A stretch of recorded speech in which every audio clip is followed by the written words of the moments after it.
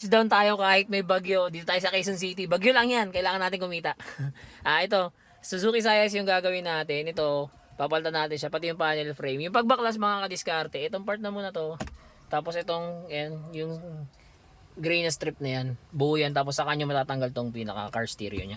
Baklas na natin siya. Yan. Ayan yung pinaka frame niya kanina sa ibabaw. Ito. Kasi ito yung lumang stereo. Yan. So, ayan. Tara. Kabit na natin siya. Ayan, tapos na tayo mag-install. Suzuki Sayas, ito. Ayan, working pa rin yung steering control niya. Ayan, testing natin. Ayan, tapos volume. Ayan. Next. Ayan. Ayan, tapos mode, working pa rin siya. Ayan. Mute, okay siya. Tapos, ito. Testing natin. Naglagay si Bossing nung USB. Ito. Ayan. Dito tayo. Para makita natin siya sa...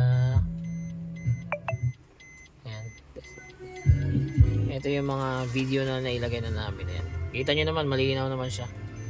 Ayan, kasi IPS screen na rin ito mga kadiskarte. Kaya sa mga gusto po mag-avail niyan, drop message lang. And then meron na nga rin pala itong Apple CarPlay and Android Auto. Ito, testing natin.